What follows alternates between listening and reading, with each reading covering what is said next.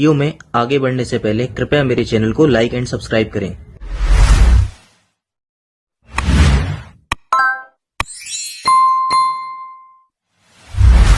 मेरा नाम डॉक्टर आनंद गौतम है और मैं एक बोर्ड सर्टिफाइड प्लास्टिक सर्जन हूँ, साथ ही साथ कॉस्मेटिक सर्जन और हेयर ट्रांसप्लांट सर्जन हूँ। हमारे चैनल में नए हैं तो कृपया करके चैनल को लाइक एंड सब्सक्राइब करें। ये हिंदी भाषा में बनाया गया चैनल है और जो भी सामान्य मरीजों के लिए, सामान्य आदमियों के लिए है, चैनल को लाइक और फॉलो कर सकते हैं। इसमें हम विभिन्न प्रकार के जितने भी कॉस्मेटिक प्रोसेस वगैरह होते हैं उनको सिंपल भाषा में इसमें समझाने की कोशिश करते हैं। और चलिए वीडियो स्टार्ट करते हैं। मैं हूँ डॉक्टर आनंद गौतम, आपका हेल्थ एक्सपर्ट, और आप देख रहे हैं स्किन हेल्थ अवेयरनेस सीरीज। तो स्वागत है दोस्तों। आज हमारा टॉपिक है मेलेस्मा। तो आज हम बात करने वाले हैं एक ऐसी बीमारी की जो बहुत ही कॉमन है और बहुत ज़्यादा लोगों को परेशान कर रही है। जी हाँ, आज हम बात कर रहे हैं मेलेस्मा की। यह त्वचा पर होने वाला भूरा गहरे रंग का नॉर्मली चीक्स पर होने वाला एक स्किन समस्या है जो कि बहुत ज़्यादा कॉमन प्रेगनेंसी में, हार्मोनल चेंजेस में और फीमेल में काफ़ी ज़्यादा ये समस्या देखी जाती है। कई लोग इसको छाई, चेहरे पर पिगमेंटेशन या चेहरे पर काले पैच के अन्य नामों से भी इसको जानते हैं। तो आज के हम इस वीडियो में मेलेस्मा के बारे में आपको सही सच्चाई, पूरा इसका ट्रीटमेंट और इसकी जो भी गाइडलाइंस हैं मैं आपको पूरी तरह से विस्तार से आपको इस वीडियो में समझाऊंगा। तो वीडियो को अंत तक जरूर देखें क्योंकि ट्रीटमेंट के साथ साथ मैं इस वीडियो में आपको मेलेस्मा से रिलेटेड मिथ्स एंड फैक्ट्स, सही सनस्क्रीन का सिलेक्शन, लाइफस्टाइल चेंजेस और जितने भी अवेलेबल बेस्ट ट्रीटमेंट हैं अभी आज के सिनेरियो में मेलेस्मा से, उन सब के बारे में जानकारी दूंगा। तो वीडियो में अंत तक बने रहिएगा। तो चलिए वीडियो को स्टार्ट करते हैं।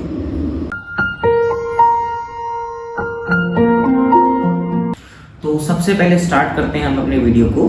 तो इसमें पहला क्वेश्चन तो यही आता है कि भैया मेलेस्मा है क्या। बेसिकली अगर सामान्य भाषा में समझें तो मेलेस्मा एक चेहरे पर पड़ने वाला गहरा धब्बा या गहरे रंग का दाग होता है जो कि हमारे चेहरे के इस पे नॉर्मली पाया जाता है। नॉर्मली ये हमारे चेहरे के गालों पर, नाक के आसपास, माथे पर, ठोड़ी पर और अपर लिप के आसपास पाया जाता है। बेसिकली ये कैंसर नहीं होता है, ना ही किसी प्रकार का दर्द देता है और ना ही कोई जलन देता है, पर इस धब्बे के कारण आपका सेल्फ कॉन्फिडेंस बहुत ज़्यादा गिर जाता है और बहुत ही ज़्यादा ये साइकोलॉजिकल इम्पैक्ट देता है आपकी बॉडी पर। आदि केयर क्लिनिक में हम मेलेस्मा का साइंटिफिक तरीके से इवेल्युएट करके उसका प्रॉपर ट्रीटमेंट करते हैं।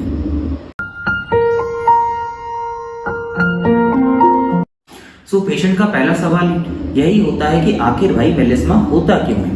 देखिए बेसिकली मेलेस्मा का जो सबसे इंपॉर्टेंट कारण होता है वो होता है sun exposure. Normally sun exposure के कारण UV rays and UV B rays होती हैं जो कि सनलाइट में, वो हमारे मेलानोसाइट सेल्स को एक्टिवेट कर देती हैं, जिसकी वजह से हमारे शरीर में जो मेलानोसाइट सेल्स होती हैं वो मेलेनिन का प्रोडक्शन बढ़ा देती हैं और यही मेलानोसाइट वो हमारे स्किन की ऊपरी लेयर में आके आपको चेहरे पर धब्बे या निशान की तरह दिखाई देता है। तो इसकी बेसिक पैथोफिजियोलॉजी अगर देखा जाए तो सन एक्सपोजर है। जो दूसरा इसका सबसे इंपॉर्टेंट फैक्टर होता है वो होता है हार्मोनल चेंजेस। प्रेगनेंसी में, बर्थ कंट्रोल पाइल्स में और जो कि हम थायराइड प्रोफाइल वगैरह जिनको डिस्टर्ब होते हैं उनमें ये समस्या काफ़ी ज़्यादा देखी जाती है। और बहुत ज़्यादा जो प्रेगनेंसी वगैरह होती है उसमें बहुत ज़्यादा चेंजेस होते हैं हार्मोनल में, और तो उसमें बहुत ज़्यादा महिलाओं में ये मेलेस्मा देखा जाता है, इसीलिए इसे प्रेगनेंसी मास्क भी कहा जाता है। तीसरा इसका इंपॉर्टेंट कारण होता है जेनेटिक। जैसे अगर आपकी फैमिली में या आपकी सिस्टर्स, मदर्स या ग्रैंड्स मदर में मेलेस्मा की समस्या है तो आपको मेलेस्मा होने की काफ़ी ज़्यादा संभावनाएं होती हैं।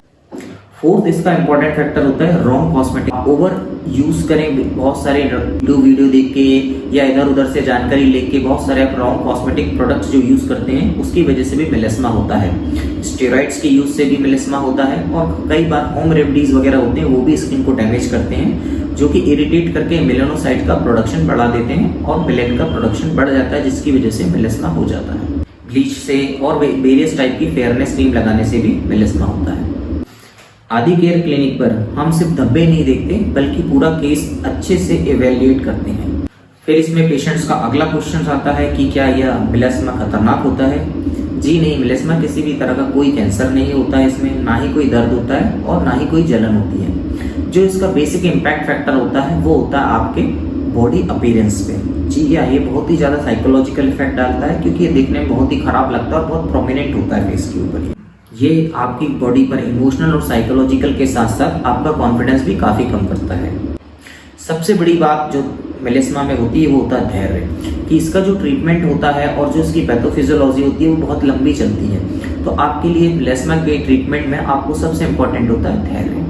लेकिन यदि आप मेलेस्मा का सही ट्रीटमेंट नहीं करते हैं तो ये मेलेस्मा बढ़ता रहता है और काफ़ी गहरा होता जाता है और बहुत ज़्यादा ये निशान छोड़ जाता है आपके चेहरे पर। और अगर इसका फिर भी इलाज नहीं किया जाए तो ये फिर परमानेंट हो जाता है, जो कि लाइफ लॉन्ग आपकी स्किन पर निशान दे जाएगा। मेलेस्मा के टाइप्स, बेसिकली मेलेस्मा 3 तरह का होता है, एक एपिडर्मल लेयर में, एक डर्मल लेयर में और एक मिक्स टाइप का होता है। एपिडर्मल मेलेस्मा में ये स्किन की सबसे ऊपरी लेयर जिसे एपिडर्मिस कहते हैं उसमें होता है। ये थोड़ा सा हल्का होता है और सही इलाज करने पर ये ठीक हो जाता है। डर्मल मेलेस्मा ये स्किन की डीप लेयर में होता है और ये सबसे ज़्यादा रेजिस्टेंट होता है ट्रीटमेंट के लिए। तो इसका आप जल्दी डायग्नोसिस और जल्दी ट्रीटमेंट कराएं, नहीं तो एक बार अगर डर्मल लेयर में ये मेलानोसाइट जमा हो गया तो फिर आपका जो मेलेस्मा बन जाएगा वो बहुत ही मुश्किल होगा ट्रीट करने में। तीसरा जो इम्पोर्टेंट होता है वो होता है मिक्स टाइप। ये दोनों लेयर में थोड़ा थोड़ा होता है, एपिडर्मिस में, एडर्मिस में। ये भी ट्रीटमेंट के लिए काफ़ी रेजिस्टेंट होता है। मेलेस्मा हर पेशेंट में एक जैसा नहीं होता है, इसलिए मेलेस्मा का ट्रीटमेंट भी हर पेशेंट के हिसाब से अलग अलग होता है। मेलेस्मा को डायग्नोसिस कैसे किया जाता है? डायरेक्ट क्लिनिकल एग्जामिनेशन से, वुड लैम्प लाइट से, कभी कभी हार्मोनल और ब्लड टेस्ट करके भी हम मेलेस्मा का पता लगा सकते हैं। सबसे इम्पोर्टेंट बात है, खुद अपने आप का डायग्नोसिस करने की कोशिश ना करें और ना ही गूगल बाबा का यूज़ करें अपने मेलेस्मा या और किसी भी स्किन डिजीज़ को डायग्नोस करने के लिए। कई बार जब आप सेल्फ डायग्नोसिस करते हैं और उसका ट्रीटमेंट वगैरह भी खुद चालू कर देते हैं तो मेलेस्मा काफ़ी बिगड़ जाता है और वो डीप लेयर तक में पहुंच जाता है। एक बार डीप लेयर में पहुंच जाए तो मेलेस्मा का ट्रीटमेंट बहुत मुश्किल होता है, इसलिए सेल्फ डायग्नोसिस और सेल्फ ट्रीटमेंट ना करें। आदि केयर क्लिनिक में हम सिर्फ धब्बे नहीं देखते बल्कि पूरा केस इवेल्युएट करते हैं, प्रॉपर वुड लैम्प लाइट से पूरा इवेल्युएट करते हैं उसका और फिर उसके बाद अपना ट्रीटमेंट प्लान डिसाइड करते हैं। हम आदि केयर क्लिनिक में वुड लैम्प लाइट से या फिर डर्मोस्कोप की सहायता से आपकी स्किन का पूरा एनालिसिस करते हैं लेयर बाय लेयर और फिर चेक करते हैं कि आपको किस टाइप का मेलेस्मा है। और जब एक बार आपका मेलेस्मा का कंफर्मेशन हो जाता है कि आपकी मेलेनोसाइट किस लेयर में है या ये डर्मल मेलेस्मा है, मिक्स्ड है या एपिडर्मल है, उसके हिसाब से आपका इंडिविजुअलाइज्ड ट्रीटमेंट प्रोटोकॉल बनाया जाता है आदि केयर क्लिनिक में। यही सही डायग्नोसिस आपके फ्यूचर रिजल्ट को डिसाइड करता है। तो हमने मेलेस्मा के बारे में काफ़ी कुछ समझ लिया है, कारण समझ लिया है, कितने टाइप का होता है। अब इम्पोर्टेंट क्वेश्चन आता है कि ट्रीटमेंट कहाँ से शुरू करें।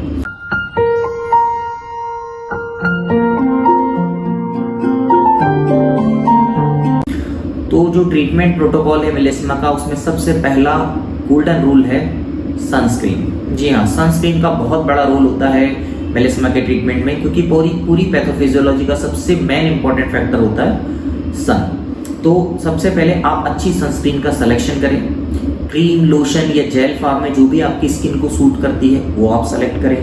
थर्ड, SPF उसका मिनिमम 50 होना चाहिए। कम से कम दिन भर में 2 से 3 बार लगाएं। घर में भी हो तो भी आप सनस्क्रीन यूज़ करें। ऐसा नहीं कि घर में UV रेज नहीं आती हैं, ये मिथ है, पर आपको अपने घर में भी सनस्क्रीन लगाना होता है। और जब भी आप धूप वगैरह में जाएं तो अपने फेस को कवर करके जाएं।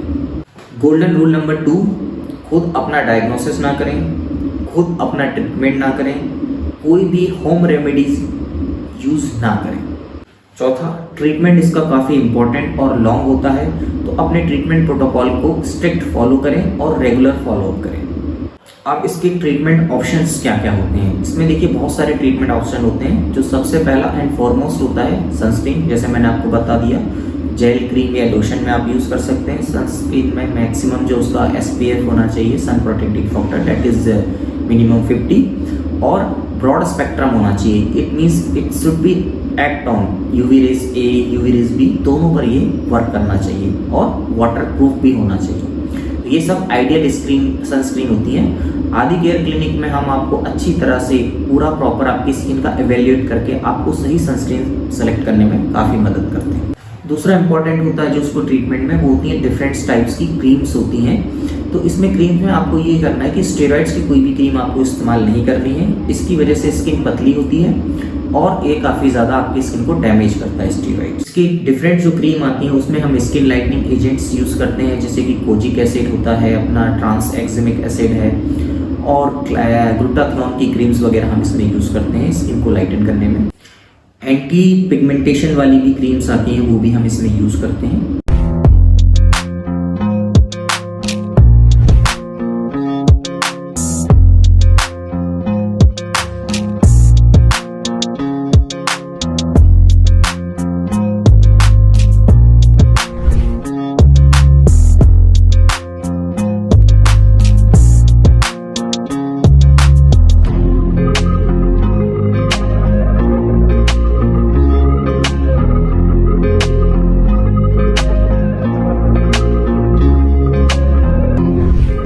दूसरा इसका इंपॉर्टेंट ट्रीटमेंट होता है केमिकल्स पील। डिफरेंट तरह के केमिकल्स पील्स होते हैं, सुपरफिशियल होते हैं, डीप होते हैं। ग्लाइकोलिक एसिड का पील होता है, विटामिन सी का पील होता है, एसिटिक एसिड है, येलो पील है। आदि केयर क्लिनिक पे हम साइंटिफिक तरीके से और अच्छी तरह से आपकी स्किन को इवेल्युएट करके स्टैंडर्ड केमिकल पील्स जो कि कोरियंस और वगैरह के होते हैं या ताइवान से जो केमिकल पील्स होते हैं, हम उसका इस्तेमाल करते हैं और उनका रिजल्ट बहुत अच्छा होता है मेलिस्मा में। चौथा इसमें ट्रीटमेंट प्रोटोकॉल इंपॉर्टेंट होता है लेज़र ट्रीटमेंट। जैसे कि ओल्ड मेलिस्मा हो जाता है या काफ़ी ज़्यादा रेजिस्टेंट मेलिस्मा हो जाता है, तब लेज़र का इंपॉर्टेंट रोल होता है उसमें। लेज़र थेरेपी काफ़ी इफ़ेक्टिव होती है मेलिस्मा के ट्रीटमेंट में, लेकिन सही डॉक्टर, सही मशीन और सही सेटिंग बहुत ज़रूरी होती है लेज़र के ट्रीटमेंट में मेलिस्मा के लिए। इसके अलावा माइक्रो नीडलिंग विद सीरम भी काफ़ी ज़्यादा इफेक्टिव होते हैं मेलिस्मा के ट्रीटमेंट में। तो बड़े शब्दों में या ब्रॉड स्पेक्ट्रम में अगर कहा जाए तो मेलिस्मा एक रेजिस्टेंट बीमारी होती है, तो इसका धैर्य से इलाज करवाना ज़रूरी होता है। कोई सिंगल यूटिलिटी ट्रीटमेंट इसका अवेलेबल नहीं है, मल्टीपल अप्रोच आपको रखनी पड़ती है डिफरेंट टाइप से, और वो भी आपके स्किन और आपके मेलिस्मा के टाइप पर डिपेंड करती है। तो आप इंडिविजुअलाइज ट्रीटमेंट का प्रोटोकॉल बनाया जाता है। ऐसा नहीं है कि कोई क्रीम या किसी लेज़र से किसी पेशेंट का मेलिस्मा ठीक हो गया है तो आपका मेलिस्मा भी उससे ठीक हो जाएगा। आपको अपना स्किन का प्रॉपर इवेल्युएट करा के उसके हिसाब से आपका मेलिस्मा का ट्रीटमेंट आपको करवाना चाहिए।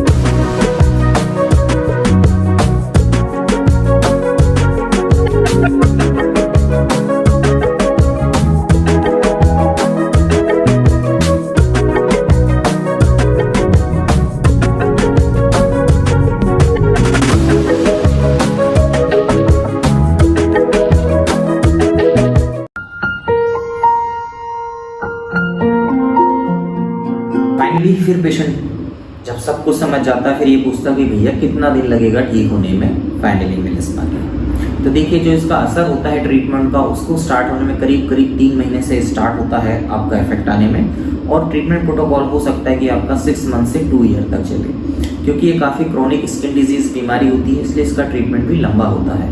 तो इसमें धैर्य रखना बहुत ज़रूरी है, रेगुलर फॉलोअप जरूरी है, और डॉक्टर की एडवाइस बहुत ज़रूरी होती है जो आपको फॉलो करनी होती है।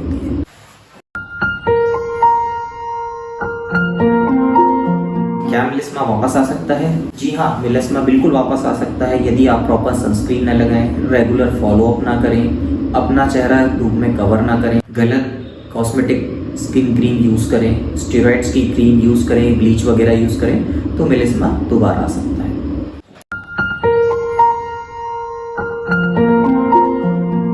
उसमें कुछ फ्रीक्वेंटली आस्क्ड क्वेश्चंस होते हैं। पूरी तरह से ठीक हो सकता है। काफ़ी ज़्यादा केसेस में मेलिस्मा ठीक हो जाता है। कई केसों में मेलिस्मा ठीक तो नहीं होता, लेकिन उसको हम प्रॉपर कंट्रोल कर सकते हैं और उसकी सीवियरिटी को कम कर देते हैं। कंसिस्टेंसी प्लस सही इलाज ही मेलिस्मा का सबसे इम्पोर्टेंट ट्रीटमेंट होता है और उसको रेगुलर फॉलो करना जरूरी होता है। मेलिस्मा का बेस्ट ट्रीटमेंट क्या है? देखिए, मेलिस्मा को कोई भी बेस्ट ट्रीटमेंट नहीं है। बेसिकली इसे कंबाइंड मॉडलिटी ऑफ ट्रीटमेंट होती है, जिसमें हम डिफरेंट टाइप्स की cream, sunscreen, laser, micro needling with RF और केमिकल पील यूज़ करते हैं। सनस्क्रीन क्यों जरूरी है? जो मेलिस्मा का जो सबसे इम्पोर्टेंट और प्राइम फैक्टर होता है वो सन होता है, इसलिए मेलिस्मा का प्रिवेंशन एंड ट्रीटमेंट दोनों में ही सनस्क्रीन का बहुत बड़ा रोल होता है। क्या जरूरी नुस्खे से मेलिस्मा ठीक हो सकता है? जी नहीं। नींबू, टमाटर, बेकिंग सोडा ये सब आपकी स्किन को डैमेज करते हैं और ज़्यादा इरिटेट कर सकते हैं, जिससे हो सकता है कि आपका मेलिस्मा और बढ़ जाए और गहरा भी हो जाए। क्या प्रेगनेंसी वाला मेलिस्मा डिलीवरी के बाद ठीक हो जाता है? कुछ केसेस में ये प्राय देखा गया है कि मेलिस्मा जो प्रेगनेंसी के साथ आता है वो शायद प्रेगनेंसी के साथ चला भी जाए, पर ऐसा कोई गोल्डन रूल नहीं है कि ये चला भी जाए। कुछ केसेस में ये चला जाता है, कुछ केसेस में थोड़ा सा कम हो जाता है और कुछ केसेस में ये परमानेंट लाइफ लॉन्ग रह जाता है। ट्रीटमेंट का रिजल्ट कब दिखता है? नॉर्मली जो ट्रीटमेंट अगर आप स्ट्रिक्ट प्रोटोकॉल के तहत लें तो इसका इफेक्ट आपको 3 महीने से दिखने लगता है और कई बार इसका पूरा रिजल्ट आने में आपको 6 महीने से लेकर 2 साल तक का समय लग सकता है। कुछ प्रिवेंटिव टिप्स भी होती हैं, वो मैं आपको बताता हूँ। डेली सनस्क्रीन यूज़ करें, सन एक्सपोजर को अवॉइड करें। जब भी सन या दिन में आप ट्रैवल करें अपने इस चेहरे को कवर करके रखें। Avoid self medication, do not use Google Baba. Self medication ना लें और सेल्फ ट्रीटमेंट ना करें। Regular follow.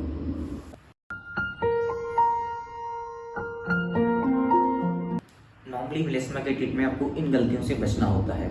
खुद अपना ट्रीटमेंट यूज़ ना करें, स्टेरॉइड क्रीम को अवॉइड करें, नींबू, टमाटर, हल्दी जैसी अपनी होम रेमेडी यूज़ ना करें, बिना एक्सपर्ट के सलाह के किसी भी तरह का पील या लेज़र ना कराएं।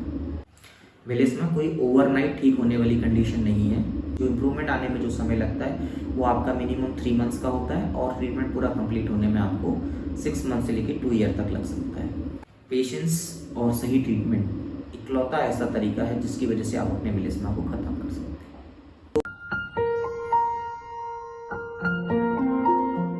फाइनली कंक्लूड करते हैं, यदि आपके चेहरे पर काले धब्बे हैं, पिगमेंटेशन है, मेलिस्मा है तो घबराएं नहीं। सही डायग्नोसिस व सही ट्रीटमेंट से काफ़ी हद तक मेलिस्मा को ठीक किया जा सकता है। आदि केयर क्लिनिक में आपको मिलता है expert evaluation, advance treatment option, safety protocol, personalised care, genuine and ethical treatment approach. मैं डॉक्टर आनंद गौतम हमेशा कोशिश करता हूँ कि पेशेंट ना केवल ट्रीटमेंट ले बल्कि अपनी प्रॉब्लम को भी समझे, उसके बारे में पूरी जानकारी ले और उसके बाद समझने के बाद प्रॉपर गाइडलाइन के साथ अपना ट्रीटमेंट करें। यदि आपकी कोई ये जानकारी बहुत अच्छी लगी हो और हमारा वीडियो पसंद आया है तो कृपया करके इस चैनल को लाइक करें, सब्सक्राइब करें और अपने सारे फ्रेंड्स या दोस्तों के साथ इसको शेयर करें। आदि केयर क्लिनिक में हम आपकी स्किन को साइंटिफिक तरीके से इवेल्युएट करके प्रॉपर स्किन की एक एक लेयर का एनालिसिस करके हम आपका ट्रीटमेंट प्रोटोकॉल डिसाइड करते हैं। आप मेरे नीचे दिए कमेंट बॉक्स में आप कमेंट करके अपने क्वेश्चन या क्वेरी जो भी हैं पूछ सकते हैं, मैं उनका जवाब दूँगा। मिलते हैं नेक्स्ट वीडियो में। Thank you.